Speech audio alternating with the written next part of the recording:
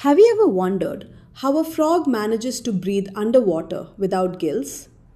Or why it completely lacks a neck? These amphibians have adapted in incredible ways to conquer both land and water. In this video, we are going to explore the morphology and anatomy of the Indian bullfrog, Rana tigrina, line by line. Whether you are preparing for NEET or Class 11 exams, this breakdown will make everything clear. Let's jump right in. Let's start with the introduction. Frogs are vertebrate animals that live both on land and in fresh water. They belong to the class Amphibia of the phylum Chordata. A commonly studied Indian species is Rana tigrina, also referred to as Hoplobatrachus tigerinus, which is representative for morphology and anatomy studies in Class 11 Biology. Now, let's look at their thermal regulation. They are ectothermic or cold-blooded. This means frogs cannot internally maintain a constant body temperature. Their body temperature changes with the environment. Another key feature is camouflage. Many frogs can vary their color or have skin patterns that help them blend into their surroundings. This leads to habitat-linked color change. A frog's appearance may differ when it is in water, grass, or dry land because of coloration and patterning suited to those microhabitats. Finally, to survive extreme heat or cold, frogs utilize estivation and hibernation. They may undergo estivation in summer or hibernation in winter, often taking refuge in burrows or muddy banks. Moving on to the morphology of the frog. The external body is adapted for a semi-aquatic life. The skin is smooth, moist, and coated with a layer of mucus that keeps it hydrated and facilitates cutaneous respiration. The dorsal surface is generally olive green with irregular dark spots, whereas the ventral surface is pale. Regarding body divisions, the frog's body is divided into two main regions, the head and the trunk. There is no distinct neck and the tail is absent in adult frogs. Let's look at the sensory structures. A pair of external nostrils or nares lies in front of the eyes. The eyes are prominent and bulging, providing a wide field of vision. Crucially, they have a nictitating membrane. This is a transparent or translucent third eyelid that protects the eye underwater while allowing vision. For hearing, there is the tympanum. A circular membranous tympanum is present on each side of the head and functions in hearing. In many species, the male's tympanum is comparatively larger than the eye. Next is the mouth, teeth, and tongue. The mouth is wide. Frogs have small teeth, maxillary teeth along the jaw margins, and vomerine teeth on the roof of the buccal cavity, which are used to hold prey. The tongue is muscular, mucus-covered, and typically attached to the anterior floor of the mouth. It is protrusible and can be quickly projected to capture prey. Finally, the limbs. Frogs have well-developed forelimbs, each with 4 digits, and powerful hindlimbs, each with 5 digits. The hind feet are webbed, aiding in swimming. Hind limbs are longer and more muscular than forelimbs and are adapted for leaping and swimming. We also see sexual dimorphism. Males and females differ in size and secondary sexual features. Males commonly possess vocal sacs used for calling and a nuptial or copulatory pad on the first finger during the breeding season. These characters are absent in females. Before we proceed, let's test your understanding. Question: which part of the frog's body is responsible for absorbing water? Option A, nostrils. Option B, skin. Option C, tympanum. Option D, vocal sacs. The correct answer is B, skin. Explanation: the skin of a frog is responsible for absorbing water to keep the frog hydrated. Frogs do not drink water like humans. Instead, they absorb it through their skin. Now, let's dive into the anatomy of the frog. The trunk encloses well-differentiated organ systems: the digestive, respiratory, circulatory, excretory, nervous, and reproductive systems. Each system is specialized to support the frog's semi-aquatic lifestyle and carnivorous diet. First up is the digestive system. It consists of the alimentary canal and associated digestive glands. Frogs are carnivorous and therefore have a relatively short alimentary canal compared to herbivores. The flow of the alimentary canal is as follows: mouth to buccal cavity, to pharynx, to esophagus, to stomach, to small intestine divided into duodenum and ileum, to large intestine, to rectum, and finally the cloaca, which is the common chamber opening to the exterior. Let's break down the process. For mouth and ingestion, prey is captured by the tongue, held by the maxillary and vomerine teeth, and swallowed whole. There is no chewing. Then, the stomach. It is a J-shaped sac where chemical digestion begins. Gastric glands secrete hydrochloric acid and proteolytic enzymes. Next is the small intestine and absorption. The duodenum receives digestive secretions. Most digestion and absorption occur in the small intestine. The inner surface shows folds and mucosal absorptive structures to increase surface area for absorption. Finally, for rectum and cloaca. Undigested material moves into the rectum and is discharged through the cloaca. The cloaca is a common outlet for digestive, urinary, and reproductive products. We must also mention the digestive glands. The liver is a large, lobed organ that produces bile, important for emulsifying fats. Frogs possess a thin-walled gallbladder that stores bile. The pancreas secretes pancreatic juice containing enzymes for the digestion of carbohydrates, proteins, and fats. To summarize the process of digestion, capture happens when prey is pushed into the buccal cavity. Stomach digestion occurs when gastric secretions act on proteins and partially digest food into chyme.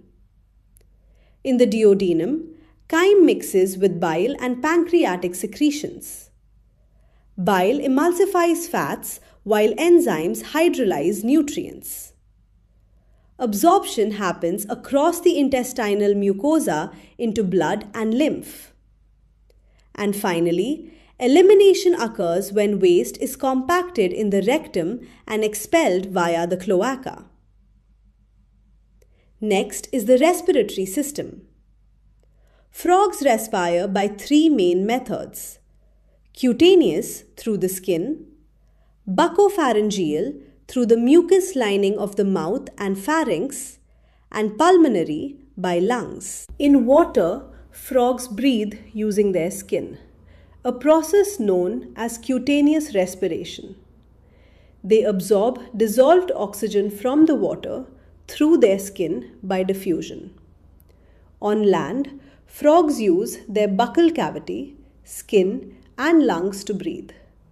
This type of respiration is called pulmonary respiration. The lungs are a pair of elongated, pink, sac-like lungs located in the upper part of the body or thorax. Air enters through the nostrils, passes into the buccal cavity, and then into the lungs.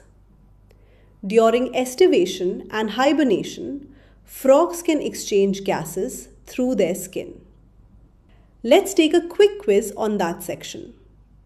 Question: which organ in the frog's digestive system produces bile to aid in the digestion and absorption of fats? Option A, liver. Option B, pancreas. Option C, stomach. Option D, gallbladder. The correct answer is A, liver. Moving on to the circulatory system. Frogs have a closed circulatory system with a muscular heart, blood vessels, and blood. The heart structure is trilocular. It has two atria, left and right, and a single ventricle. The heart is enclosed by the pericardium. Regarding blood flow, deoxygenated blood from the body enters the right atrium, while oxygenated blood from the lungs and skin enters the left atrium. Both atria empty into the single ventricle. The ventricle pumps blood into the conus arteriosus, which has a spiral valve that helps direct oxygen-rich and oxygen-poor blood into separate arterial trunks, reducing mixing. Frogs also possess portal systems. These include a hepatic portal system between the intestine and liver, and a renal portal system serving the kidneys, which are important in transport and filtration. As for blood components, blood contains plasma and cells. Note that red blood cells in frogs are nucleated. White blood cells and platelets are also present. Red cells contain hemoglobin for oxygen transport. The functions of the system include the transport of respiratory gases, nutrients, wastes, and hormones, and the maintenance of the internal environment by circulation. Next, let's examine the excretory system. This system eliminates nitrogenous wastes and maintains water-salt balance. Major components include a pair of kidneys, ureters, urinary bladder, and cloaca.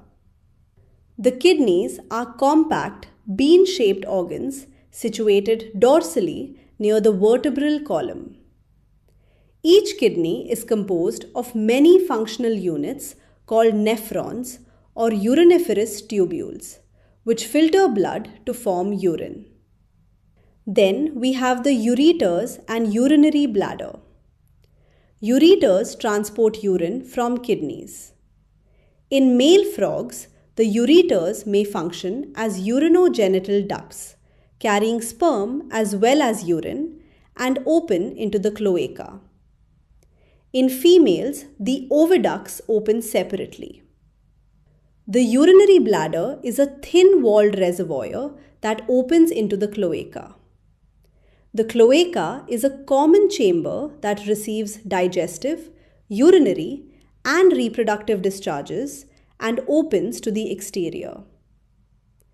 The excretory product for adult frogs is primarily urea, making them ureotelic, which is less toxic and conserves water compared to ammonia.